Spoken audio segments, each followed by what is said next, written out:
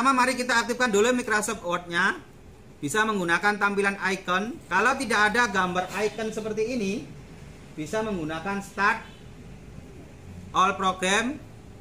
Ya, bisa diklik Start All Program. Cari yang Microsoft Office.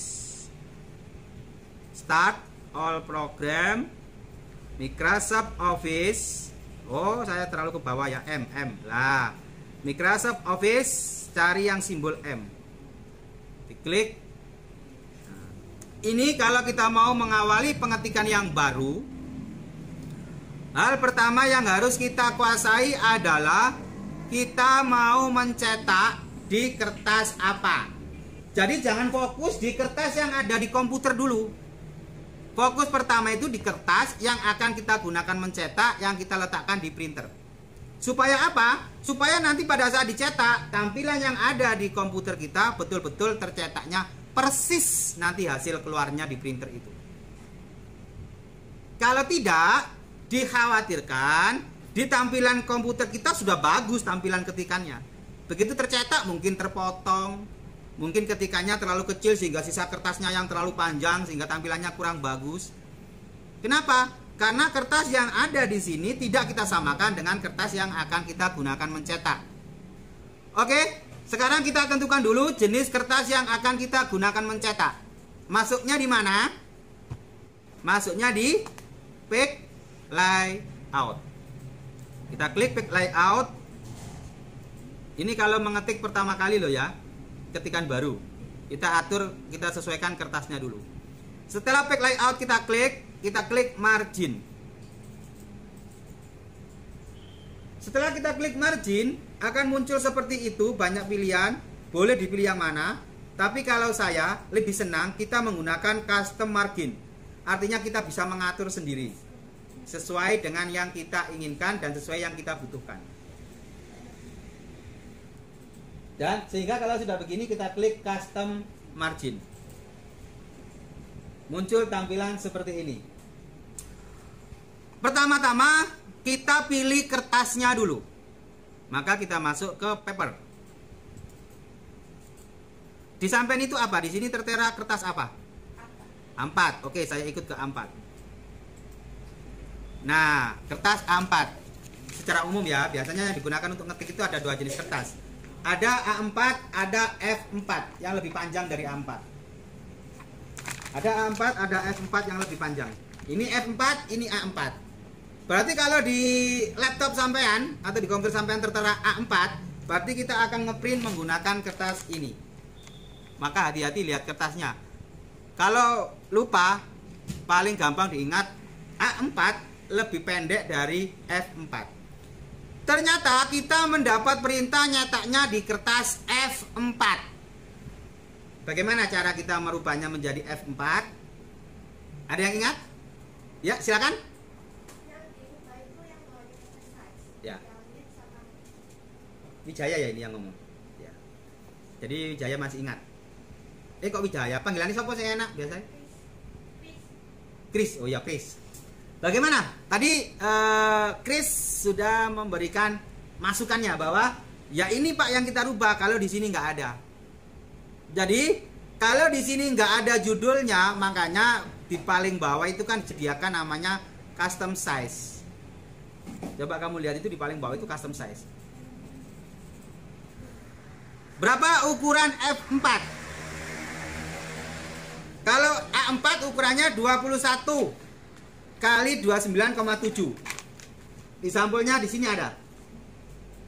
Kalau di sampulnya itu ukurannya 210, bukan 21 ya. Kalau di sini tulisannya 210 dikali 297 mm. Kalau di sini kan kita pakai senti. Dari mili ke senti naik satu tingkat, otomatis ada tanda koma yang masuk satu angka. Itu caranya. Berarti kalau di sini 210. Kalau misalnya coba saya ketik sedikit ya. Di sini kan 210 sama 297. Jadi kalau di sampulnya itu tulisannya begini. Semua akan bertulis begini karena semuanya itu menggunakan milimeter. Semuanya menggunakan milimeter.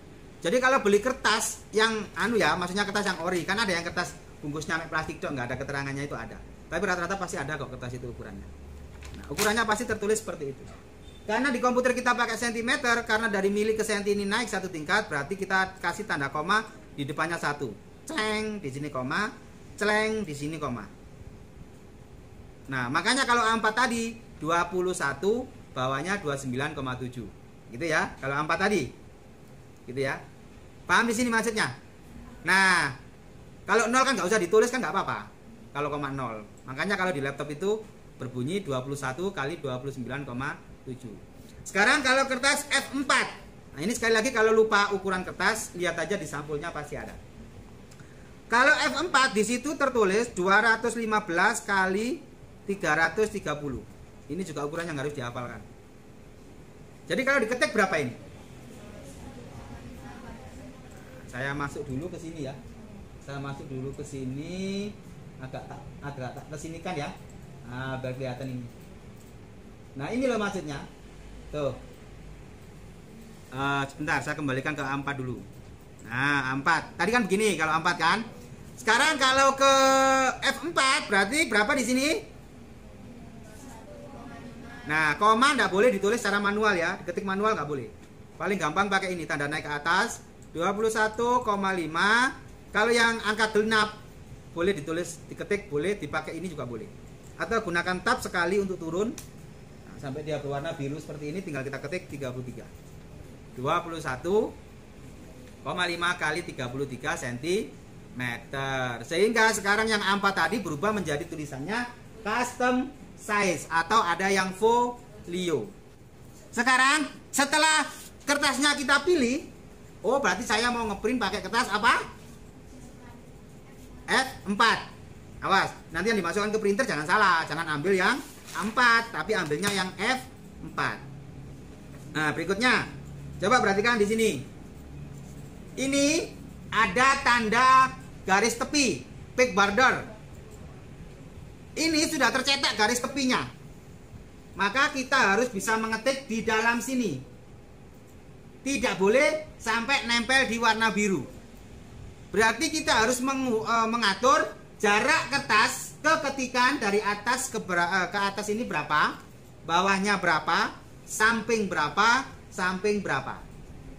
Maka untuk menentukan ukurannya, kita masuknya ke margin. Sekarang setelah kertas kita tentukan ya, sudah kita tentukan, kita masuk ke margin. Sekarang, nah, top, bottom, left, right. Nah, dukur, nisor, kiwa tengen, atas, bawah, kiri, kanan. Ketiklah dengan aturan 3343. Pakai 3343. Maksudnya apa 3343 itu? Maksudnya 3 atas, 3 bawah, 4 kiri, 4 kanan.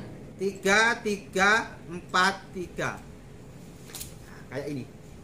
Jadi ukuran sini harus lebih panjang. Yang di sebelah sininya ini harus lebih pendek, di sebelah sini harus lebih panjang karena akan tertutup lakban atau dijilid. Paham sampai sini? Nah, kecuali kita buat pengumuman. Kalau buat pengumuman bagaimana? Kalau buat pengumuman kan satu lembar. Otomatis atas, bawah, kiri, kanannya kita buat sama kayak begitu, buat sama. Supaya apa? Supaya ketikanya ada di tengah-tengah bagus. Nggak miring-miring. Kalau dia tidak dalam posisi tumpuan laporan. Mengisi amplop. Amplop kan kosong begini aslinya. Kamu harus bisa mengisi seperti ini. Nah, pertanyaannya, warna biru ini kan hasil ketikan kita. Jaraknya harus berapa dari tepi kertas? Posisi apa ini? Yang di sini ini apa namanya tadi? Top. Berarti topnya harus diukur. Berapa senti dia? Kalau kepanjangan nanti masuk ke bawah. Kalau kekecilan bisa sampai ke garis merah birunya ini. Karena kertas ini kan asalnya kan kosong begini, polos begini. Jadi kalau kalian tidak paham, top, bottom, left, right, atas, bawah, kiri, kanannya, pasti nanti ngetiknya berantakan. Jadi kalau ini kamu biarkan 2,54, ngetiknya sampai masuk ke dalam sini. Oke, kita sudah menata kiri, kanan, atas, bawahnya. Sekarang kita mau mengetik sertifikat ini. Kira-kira ada yang punya ide nggak? Atasnya berapa, bawah berapa, kiri berapa, kanan berapa? Ada yang punya ide? Karena kalau kita bilang 4 misalnya, coba saya kalau 4 itu di mana posisinya? Nah, kalau jaraknya dari atas ke bawah ini 4, ternyata kita ngetiknya itu di SMK Raden Ahmad ini. Mulai dari sini ngetiknya. Berarti ada jeda cukup lebar yang tidak digunakan. Paham di sini yang saya maksud? Artinya, ambil dulu penggarisan. Kira-kira dari sini masuk ke dalam berapa ya? Oh, ternyata cuma 3. Baru dia pas di sini kalau 3. Kalau 4 ternyata sampai di sini. Otomatis kan ada sisa terbang. Sertifikat kita jelek. Kenapa? Karena jarak dari atas ke bawah terlalu lebar. Oke, sekarang kita pakai sesuai dengan aturan dulu biar terbiasa. 3, 3, 4, 3. Kita klik OK. Kalau sudah berarti kita klik OK. Berikutnya masuk ke home. Masuk ke home, kita klik home. Yang pertama, kita harus memastikan spasinya normal, jarak ketikanya normal. Karena apa?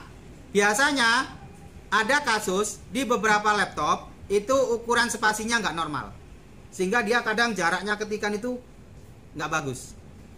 Ya. Nah, untuk normalnya, kok kembali? Ya.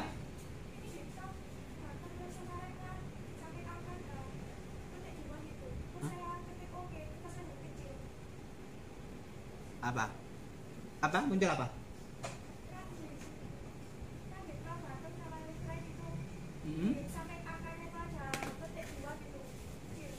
Loh, kalau petik 2 berarti dia inci, Dok. Kalau dia inci. Nah, ini. Ada yang petik 2.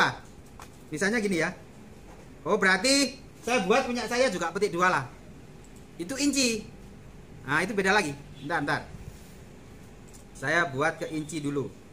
Nah, makanya tadi kalau nggak ngerti nggak apa-apa. Makanya saya bilang, ayo kalau nggak paham tanya. Pasti saja. Yang saya tahu, karena Pak Heri kan manusia biasa. Kadang juga nggak tahu. Nah, coba diperhatikan dulu. Kadang ada kasus begini. Coba kita lihat. Nah, ininya pakai petik 2 gitu ya? Ini yang dimaksud. Ini inci. Ingat, ukuran inci beda loh dengan ukuran senti. Klik yang atas ini, Custom Quick Access Toolbar. Kita klik, ikuti langkahnya supaya berubah ke senti. Terus kita pilih More Comment. More Comment. Kita klik More Comment. Cari Advance. Cari Advance. Nah, kita tarik ke bawah. Di sini banyak perintah. Termasuk misalnya ini, Show Document Content. Nah, di sini ada Show Text Boundarize. Itu yang seolah-olah ada garis tepinya kotak itu loh. Ini loh. Garis tepinya kotak, tak kecilkan, cek ya. Lah ini loh. Ini tuh namanya Show Text Boundarize, jarak ketikan ke tepi kertas. Kalau ini kita matikan, maka ini akan polos, nggak ada garis kotaknya begini. Ngerti maksud saya? Tapi kalau di print ini nggak ada garisnya. Ini menunjukkan ke kita bahwa ngetik mulu jaraknya sak mene teko kertas iki, gitu ya. Paham di sini? Nah, ini Show Text Boundarize. Saya besarkan lagi biar kelihatan. Nah, di bawahnya itulah kalau kita lihat ada. Nah, di situ inci toh punya sampean. Tadi yang petik 2. Kalau yang lain sudah senti. Kalau yang inci kita klik aja incinya ini, klik inci, ganti ke centimeters. Kita pilih ini. Terus kita pilih OK. Nah, sudah muncul sentimeter, sekarang masukkan lagi ukurannya. Untuk yang lain, paham di sini? Ada kendala? Beres? Kalau sudah beres, gimana tadi yang untuk tadi yang inci sudah clear jadi senti sekarang? Dah. Oke, berikutnya home ya, aktifkan home. Setelah kita pilih kertas, kita mau ngetik, masuk ke home. Nah, kita mau memastikan bahwa ketikan kita ini nanti normal. Spasinya normal, jarak ketikannya normal. Karena kalau kita nggak pastikan normal, takutnya jarak spasinya itu loncat-loncat. Sehingga ada yang atasnya itu pendek, spasinya ke bawahnya panjang sekali. Kita pastikan di sini. Di paragraf ini. Ini nih, kelihatan. Nah, ini loh. Line and paragraf ini loh. line and paragraph spacing, kita klik masuk ke line spacing option.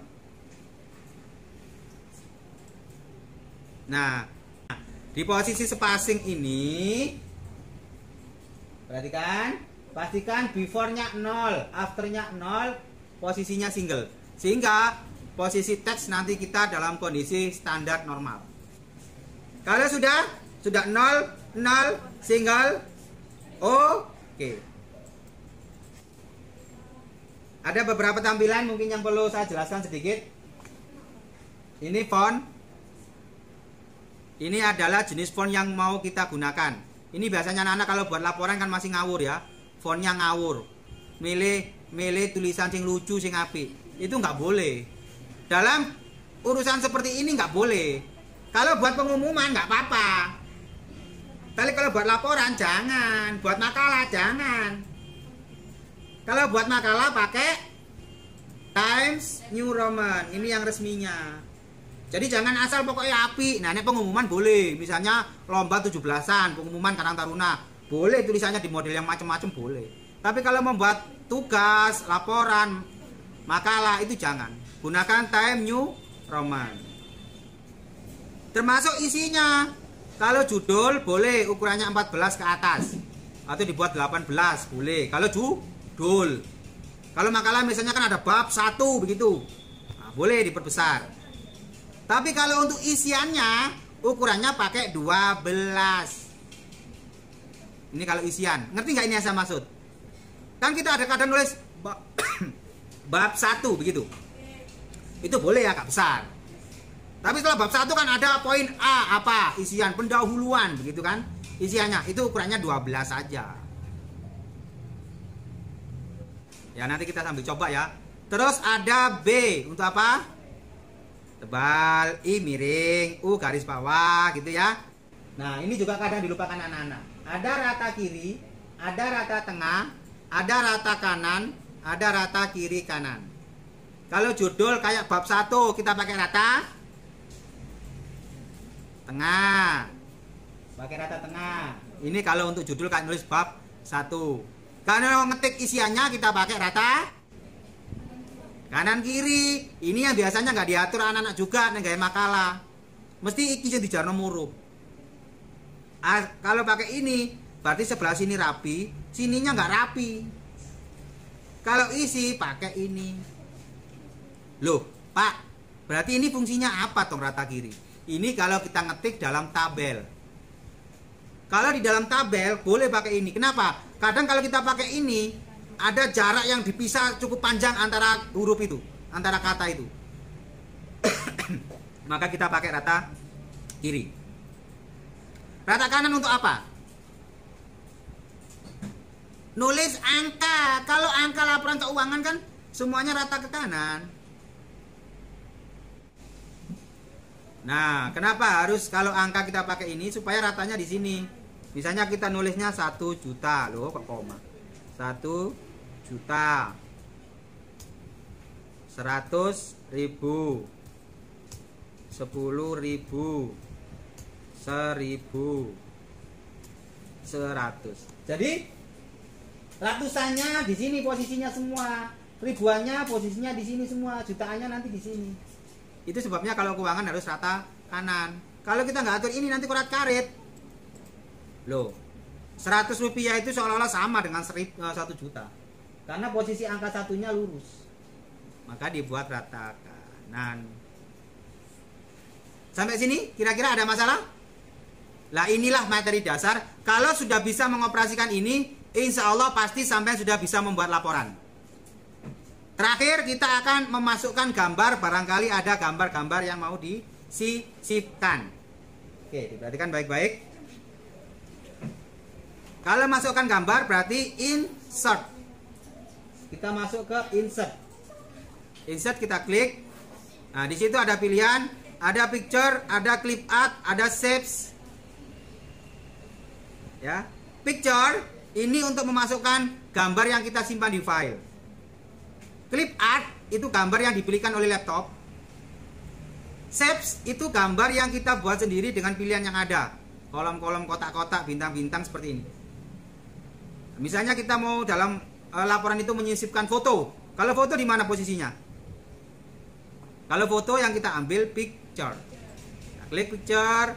Nah, nanti dia akan kita dipilihkan mau memasukkan foto yang mana. Tuh.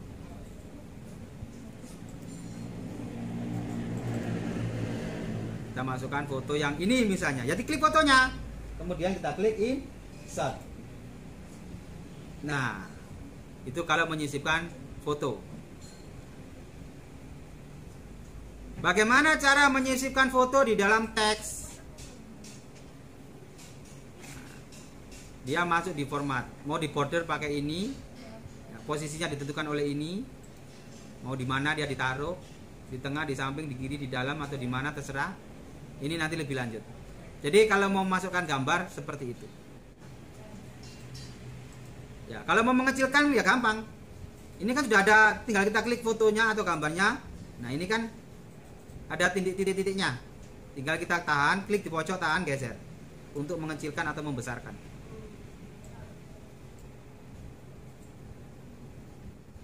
Bagaimana kalau dia mau kita geser, Pak? Geser kemana? Ke tengah. Sama dengan teks, pakai ini. Ke kanan, pakai ini. Pak, saya mau memindahkan dia dengan cara menggerakkan manual. Kalau menggerakkan manual, kita keluarkan dulu fotonya ini dengan cara klik kanan, wrap text, in front of text.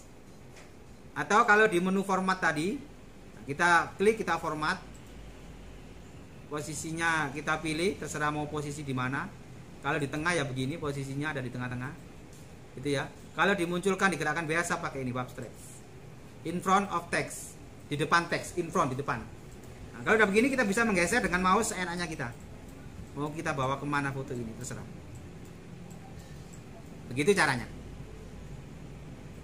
Sampai sini ada yang mau disampaikan atau ditanyakan? Atau mungkin ada kekurangan saya dalam mengajarkan? Mungkin ada yang perlu diperbaiki? Mungkin tadi saya ada yang terlupa atau terlewat? Silakan.